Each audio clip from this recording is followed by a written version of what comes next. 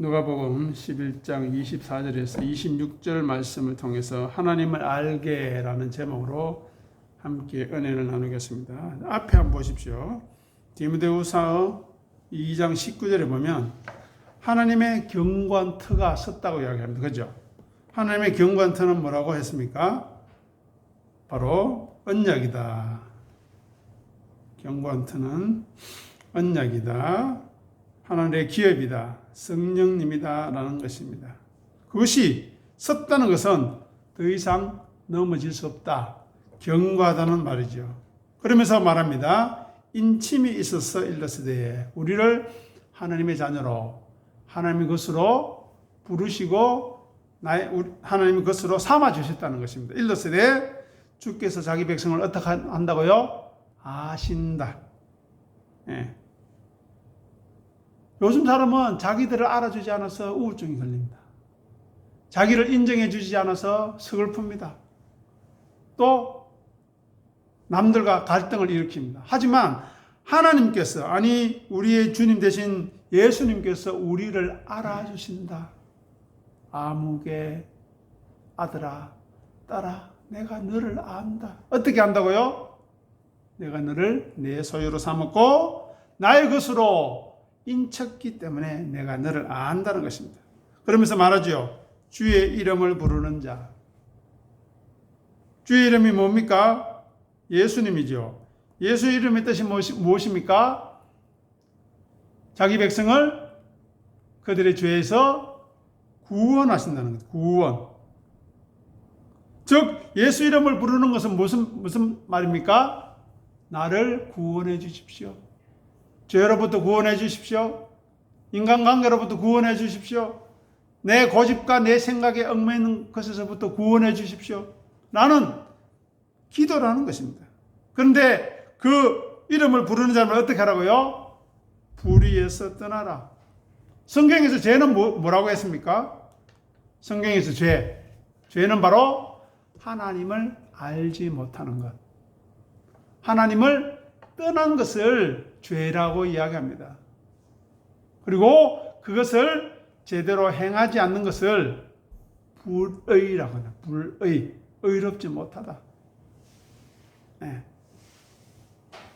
그러니 우리는 하나님을 가까이 하고 예배를 사모하고 예배 자리에 나와서 간절한 마음으로 정말 오늘 나에게 위로와 힘이 되는 말씀이 무엇일까? 나에게 어떤 기쁨으로 채워주실까를 정신 바짝 차리고 한 20분 동안 듣고 가는 겁니다. 몇 시간 하는 것 아니에요. 그러니까 바짝 듣고 가서 정말 그런가? 다시 한번 들어보면서 상고하고 묵상하는 것입니다. 자, 하나님께서 우리를 부르신 이유가 뭐라고 했습니까? 하나님이 이 세상을 지으신 궁극적인 목적이 뭐라고 했습니까? 예수님 안에서 하나 되게 하는 것. 통일되게 하는 것이라 했습니다. 그죠? 하나됨. 우리는 각자 다릅니다. 생각도 다르고, 출신 정부도 다르고, 마음 먹는 것도 다르고, 다 다르지만, 예수를 믿는 믿음 안에서 어떻게 해요? 하나 되게 하시는 것입니다. 그래서 하늘에 있는 것이나 땅에 있는 것이나, 땅 아래에 있는 것이나, 모든 것이 예수님 안에서 하나 되는 것, 진리 안에서 하나 되는 것을 위하여 우리를 부르셨다는 것입니다. 그런데 감사하게도 모든 인간이 타락해서 의인은 없나니 하나도 없는데 그 중에 하나님께서 귀하게 보시고 선택한 사람들 중에서 그들을 거룩하게 하시고 흠없게 하시려고 자기 부인과 자기 십자가의 길이 왜 필요한지 자기를 비우고 낮춰놓은 것이 왜 우리를 거룩하게 하는지를 알게 하고 깨닫게 하셔서 하나님의 거룩함으로 조금씩 다가가게 해주신다는 거죠. 그것이 바로 하나님의 이름을 거룩하게 하는 것이고 하나님의 나라가 오게 하는 것이고 하나님의 뜻이 이루어지는 하나님의 목적의 완성을 위해서 나아가는 길인 겁니다. 그 일을 위해서 예수님을 보내신 것입니다. 그 일을 위해서 예수님이 우리를 대신해서 십자가에 피 흘려 죽으신 것입니다. 그 가치를 알 때 우리는 감사할 수 있는 것입니다. 그런데 그걸 모르면 교회 나와도 재미가 없어요. 성경 말씀을 들어도 설교 말씀을 들어도 무슨 뜻인가 재미가 없습니다. 그러니 그것을 알기 위해서 수고하고 애쓰고 부지런해야 한다는 겁니다. 기도해야 한다는 것입니다. 하나님을 알기 위해서, 예수님을 알기 위해서. 그런데 그 예수님을 보내서 어떻게 하시는가 하면 우리와 연합시키십니다. 우리를 예수님의 품에 품으시고 십자가에서 죽으셔서 죄를 도말하시고 다시 품으셔서 부활승천하심으로 우리도 죽음의 세력을 이긴 사람으로서 여유 있게 살아가게 하신 것입니다. 돈이 없어도, 건강을 잃어도, 가족관계에 여러 가지 문제가 많아도 그런 모든 것을 이겨낼 수 있는 힘이 예수 그리스도 안에 있다는 것입니다. 그리고 이 땅에서는 성령 하나님을 보정으로 보내주셔서 하늘의 것을 맛보게 하신 것이죠. 지금 우리가 이 예배 자리에 나와서 하나님의 말씀을 듣는 것은 성령님의 인치심으로, 보호하심과 인도하심으로 가능하다는 것입니다. 한번 생각해 보십시오. 우리가 지금 이 시간에 피곤하고 힘든 이 시간에 예배 자리에 나와서 예배를 드리는 이유가 무엇입니까? 차라리 TV 보거나 집에서 쉬는 것이 훨씬 낫죠. 그런데 예배에 나와서 우리가 사모해야 할 것은 무엇이냐? 우리에게 주신 하늘나라의 가치, 진리의 가치가 무엇인가를 알게 하시고 맛보게 하시기 위해서라는 것입니다. 그리고 우리를 하나님의 사람으로 만들어 가시는 손길을 경험하기 위해서라는 것입니다. 성부 하나님의 크신 사랑, 성자 하나님의 그 놀라운 은혜와 희생, 성령 하나님의 인치심과 내주하심을 통해서 우리에게 믿음을 선물로 주시고 믿음을 가지게 하셔서 믿음으로 반응하게 하시는 것입니다. 우리를 말씀을 사랑하는 대로, 하나님을 사랑하는 대로 만들어 가시는 그 감격과 찬송이 이 예배의 시간에 있어야 하는 것입니다. 그렇게 하기 위해서는 우리의 중심, 우리의 고집, 우리의 자기만의 성이 깨어지고 부셔져야 하는 것입니다. 가루로 만들어져 흩어져야 하는 것입니다. 그리고 믿는 자들은 부끄러움을 당하지 않는 그런 은혜를 덧입어야 하는 것입니다. 우리가 예수 그리스도 안에서 믿음을 가지고 살아간다고 하는데, 믿음이라는 것은 놓치지 않았는데 항상 믿음의 대상이 존재한다는 것입니다. 이것을 잊어버리면 안 된다. 믿음은 항상 믿음의 대상이 존재한다. 그리고 믿음의 대상이 존재하기 때문에 그 믿음의 대상을 어떻게 해요? 알아가야 한다는 겁니다. 그래야만 믿음이 가능하다는 것입니다. 그리고 우리가 믿음의 대상이 되는 예수님을 믿는 이유가 무엇입니까? 바로 우리는 믿을 존재가 못되고 오직 예수님만이 믿을 만한 분이다. 믿으신 분이다. 변치 않는 분이라는 것입니다. 그런데 많은 사람들이 안타깝게도 남들보다 많은 열심, 남들보다 많은 헌신을 하면 그것이 믿음의 척도라고 착각합니다. 아닙니다. 자기를 부인하고 자기 십자가를 지는 그 믿음이 없이 열심을 내고 헌신하고 봉사해 보십시오. 구제해 보십시오. 자기를 알아주지 않잖아요. 어떻게 될까요? 화내고 신경질 내고 교회를 분란시키고. 하지만 예수 그리스도가 누구신지를 정확하게 알고 믿는 믿음이 참 믿음인 것입니다. 그래서 우리는 예배 자리에 나올 때마다 질문해야 합니다. 그리고 가정으로 돌아가셔서 성경을 펴서 들을 때마다, 그리고 우리 교회 설교 동영상을 들을 때마다 나는 예수님이 누구인가를 제대로 알고 있는가? 오늘 설교를 통해서 예수님이 누구인가를 어떻게 설명하고 있는가를 관심을 가져야 한다는 것입니다.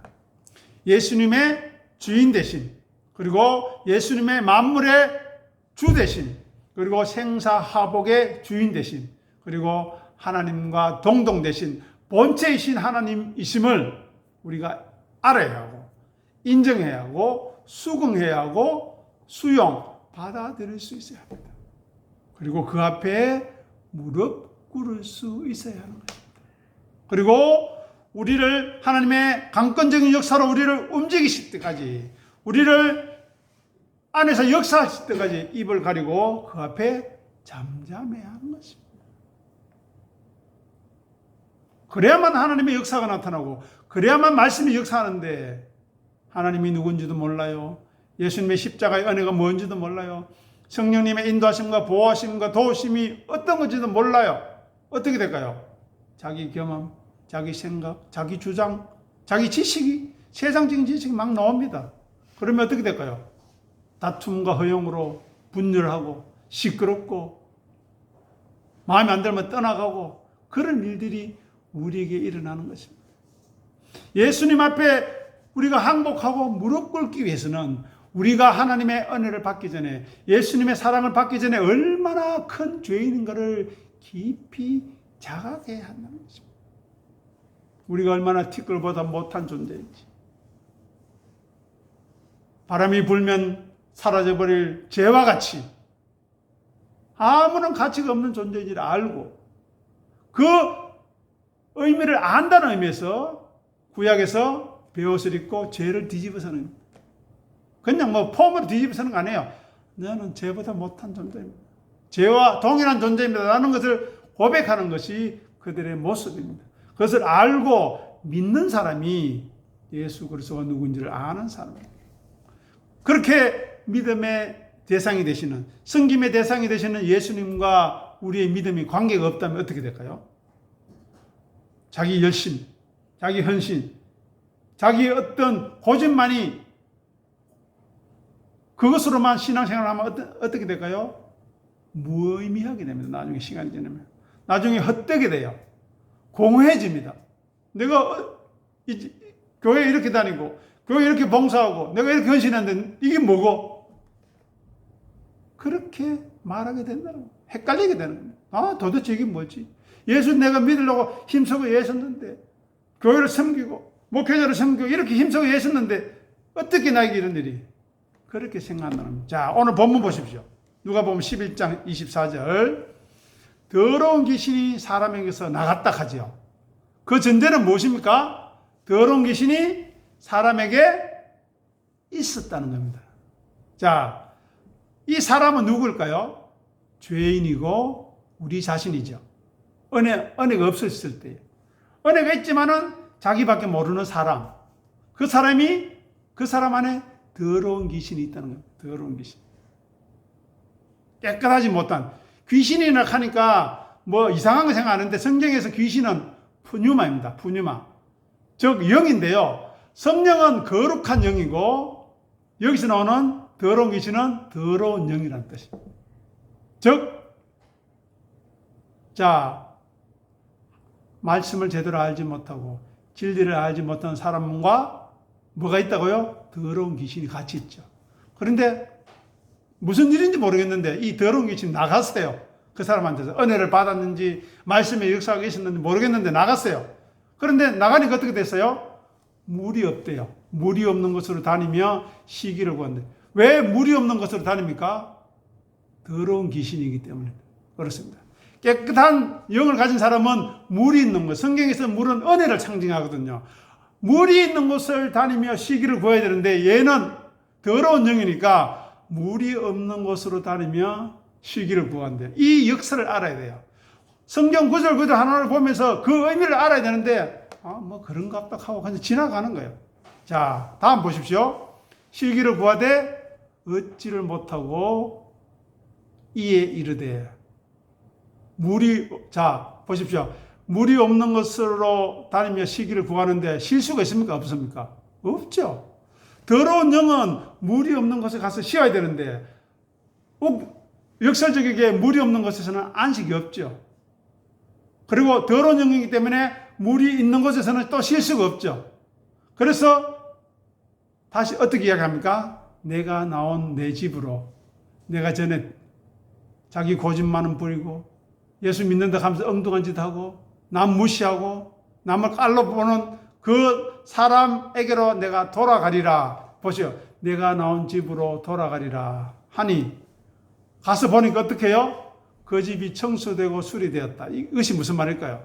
예전에는 더러운 귀신이 있었다가 나갔는데 돌아와 보니까 집이 청소되고 수리됐다. 나름대로 신앙생활 열심히 한다고 성경 보고 교회 봉사하고 성도에 교제하고 했는데 자기 부인과 자기 십자가의 진리가 없다는 거예요. 사람이 누구든지 나를 섬기려거든 나를 따르라. 그 따름이 없는 거예요. 없이 뭐만 있다고요? 형식만 있는 거예요. 교회만 나오고 그냥 교회 나와서 뭐 시간만 때우고 또 교회 밖에 나가서는 세상 사람과 똑같이 하는 거예요. 그러니까 보십시오. 그 집이 청소되고 수리되었는데 내 말고 다른 것들도 데려와야 되겠네. 왜요? 수리되고 청소가 되었다는 것은 범위가 넓어졌다. 뭐 집안이 커졌다는 이 말이 아니고 더 더러운 영이 들어갈 수 있는 여지가 생겼구나 하는 것입니다. 왜요? 어차피 예전 그대로 있었으면 자기 혼자 있었을 텐데 신앙생활을 한다고 폼만 재고 내용이 없으니까 그리고 그냥 뭐 좀 청소는 되어 있어. 그러니까 보십시오. 이에 가서 저보다 더 악한 귀신 7을 데리고 들어갔다. 7은 무슨 이야기합니까? 완전함을 이야기합니다. 근데 어떤 완전함입니까? 악한 귀신, 더러운 귀신이 더 버글버글 끓는다. 이것은 무슨 말입니까? 자, 더러운 귀신이 있다가 나갔으면은 깨끗한 영으로 채워져야 되죠. 말씀으로 채워줘야 되죠. 그죠? 진리로 채워줘야 되죠. 그런데 채워지지 않고 비어있고 형식만 갖추니까 더 악한 7 귀신이 들어가서 보십시오. 마지막에 뭐라고 합니까? 그 사람의 나중 형편이 전보다 더 심하게 되었다. 교회에 나오기는 나오는데 신앙생활 한다고 하는데 교회 나와서 말씀 제대로 안 듣고 자기 생각만 하다 가고 정말 그 말씀 나에게 어떤 채찍질을 하는지 어떤 징계를 하는지 아니면 어떤 위로와 기쁨과 감사가 되는지 간절한 마음으로 듣지 않고 그냥 있다 가니까 그냥 열심은 더 생겼어요. 그런데 시간이 지날수록 더 사정이 나빠진다는 거예요. 여기서 더러운 영은 하나님을 대적하고 하나님을 외면하고 하나님께 무관심한 사람을 말합니다. 대신에 어떻게 될까요? 세상 일에 관심이 많아요. 시집 가고 장가 가고 소 팔러 가고 논 보러 가야 되죠. 그게 더 관심이에요. 그리고 말씀을 안 들으니까 어떻게 될까요? 자기 귀에 편한 스승을 둬가지고 자기 마음에 편한 것 뭐 그래도 됩니다. 교회 열심히 나오고 봉사만 하면 되지 뭐 성경 공부 말라 합니까? 말씀 그거 들어서 깊이 있어서 마음이가 골치 아픕니다. 나는 그런 말에만 귀 기울이면서 자기 고집만 하고 자기 주장만 해서 진리를 떠난 사람을 말하는 겁니다. 그러니 하나님 외에 진리의 말씀 외에 안식이 있을 수가 없죠. 은혜의 비가 없으니 은혜의 말씀과 은혜의 빛이 없으니 어떻게 안식을 누릴 수 있겠습니까? 그러니 우리는 생각해야 합니다. 우리가 우리 안에 말씀으로 채워지지 않으면 하늘의 선한 것으로 가득 차지 않으면 아무리 외적으로 꾸며져 있어도 즉 직분을 받았다 다음에 신앙생활 오래 했다 남들이 참 신앙생활 열심히 하고 대단하시다 아무리 인간적인 칭찬을 하고 외적으로 꾸며져 있다고 해도 잘 포장되어 있다고 해도 영적으로 비워져 있다면 진리의 말씀이 우리 안에 역사하지 않는다면 악한 세력들에게 틈을 주게 되는 것입니다. 그들에게 문을 열어주는 것입니다.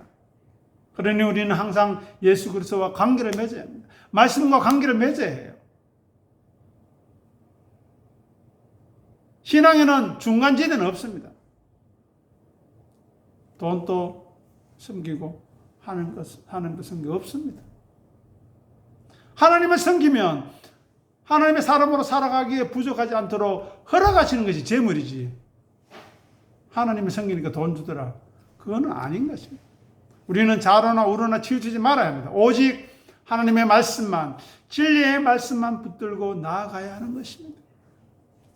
그래야 하나님을 더 알아가죠. 그래야 하나님이 우리 안에 더 역사하시죠. 그래야 우리가 하나님의 사람으로 더 거듭나고 새로워지고 거룩해지는 것이죠. 우리는 예수님의 종이라는 사실을 늘 잊어버려서는 안 됩니다. 종은 주인이 하는 명령에만 귀 기울이는 것입니다. 우리 시편 123편을 한번 보십시오. 종이 주인의 눈을 바라듯이 여종이 여주인의 손길을 바라듯이 우리가 하나님만을 바란다. 왜요? 주인이 종의 생사 여탈권을 쥐고 있기 때문에. 그러니 우리는 예수 그리스도의 주 되심, 우리의 주인 되심을 꼭 붙들어야 합니다. 그래야만 교만하지 않는 거죠. 그리고 성령님의 임재하심으로 채워나가야 합니다. 그것은 무엇입니까? 내가 더 말씀에 갈급해지는 것입니다. 성령의 임재는. 예배를 더 사모하는 것입니다. 예배 자리에 나와서 그 말씀이 어떻게 나에게 역사할 것인가 기대하고 소원하고 갈급해하는 것입니다. 그렇게 되면 어떤 역사가 일어날까요? 예수 그리스도께서 귀신들을 쫓아내시고 더러운 영이지요.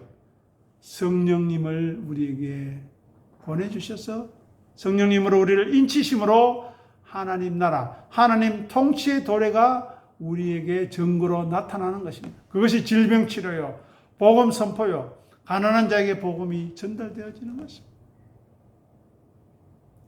그리고 우리를 통해서 하나님 나라에 합당한 삶을 선포하는 것입니다. 비록 이 세상 것이 좀 부족할지라도 우리 교회가 사람들의 눈에 볼 때 좀 부족할지라도 우리 한 사람 한 사람이 하나님의 말씀 앞에 온전히 서기 위해 수고하고 예서야 하는 것입니다. 그러니 종교적인 체험이나 외적인 변화를 넘어서 예수님에 대한 온전한 믿음과 순종으로 채워나가야 하는 것입니다. 자, 에베소서 1장 15절에서 19절에서 보시면서 사도 바울이 우리에게 어떤 기도를 하는지, 하나님이 우리에게 어떤 기도를 원하시는지 읽어보고 마치도록 하겠습니다. 에베소서 1장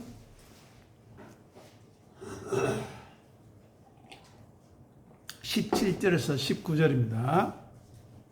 에베소서 1장 17절에서 19절 311페이지 찾으셔서 우리 같이 읽고 마치겠습니다. 읽어보겠습니다. 여기는 없습니다. 읽어보겠습니다. 에베소서 1장 15절 17절 찾았습니까? 자, 읽겠습니다. 우리 주 예수 그리스도의 하나님 영광의 아버지께서 지혜와 계시의 영을 너에게 주사, 에베소서 1장 17절 너에게 주사 하나님을 알게 하시고 너희 마음의 눈을 밝히사 그의 부르심의 소망이 무엇이며 성도 안에서 그 기업의 영광의 풍성함이 무엇이며 그의 힘의 위력으로 역사하심을 따라 믿는 우리에게 베푸신 능력의 지극히 크심이 어떠한 것을 너희로 아멘 알게 해달라고 해야 됩니다. 알게. 그죠? 이것이 바로 하나님을 알아가는 것입니다. 보십시오. 부르심의 소망이 무엇인지, 성도 안에서 그 기업의 영광의 풍성함이 무엇인지, 그리고 그분의 힘의 위력으로 역사하심에 따라 우리에게 믿는, 우리에게 능력의 지극히 크심이 어떠한 것인지, 이 세 가지를 알게 해달라고 기도하는 거예요. 그러니까 예배 시간에 기도할 때 이걸로 기도하면 됩니다. 살짝 자기의 고백으로 바꿔서. 자, 그래서 우리는 우리 안에 하나님을 아는 것으로 채워가지 않으면, 예수 그리스도에게 항복하는 것으로 채워가지 않으면 어떤 일이 벌어진다고요? 더러운 영이 우리한테 역사한다. 아니면 더 어떻게 된다고요? 더 악한 일곱 귀신들이 우리 안에 역사할 수 있다는 것을 깨닫고 경계하여 더욱더 진리의 말씀 앞에 우리를 내어드리는, 그리하여 더러운 귀신이 아니라 성령이, 깨끗한 영이 우리에게 역사하는 그러한 우리의 삶이 될 수 있도록 위해서 기도할 수 있기를 부탁드립니다. 기도하겠습니다. 아버지 하나님, 은혜를 감사합니다. 오늘 우리에게 말씀하시기를 우리가 하나님을 알아가야 하는 이유, 하나님을 섬겨야 하는 이유, 예수 그리스도께 순종해야 하는 이유가 무엇인지를 알게 하신 것을 감사합니다. 그러니 그 기쁘신 뜻을 따라 살아갈 수 있도록 역사하시고 도와주시어서 온전히 진리의 성령님의 역사하심에 순종하는 우리의 삶이 되어질 수 있도록 친히 도우시고 위로하시고 인도하여 주시옵소서. 감사하며 우리 주님 예수 이름으로 간절히 기도드립니다. 오늘 우리 받은 말씀을 생각하시면서 1, 2분간 기도하고 주기도문으로 마치겠습니다. 아버지 하나님 은혜를 감사합니다. 우리의 눈을 밝히셔서 하나님께서 우리에게 부르신 그 소망이 무엇인지를 알게 하여 주시옵소서.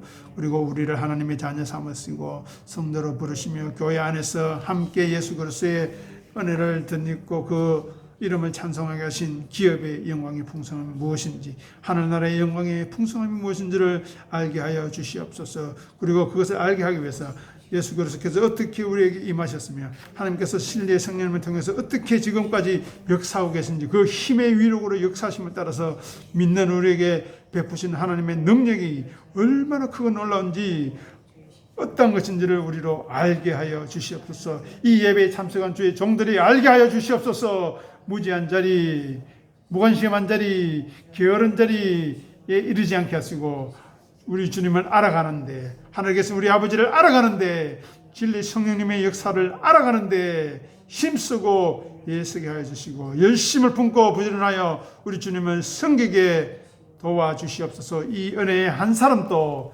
제외되는 자 없도록 주여 역사하시고 인도하여 주시옵소서.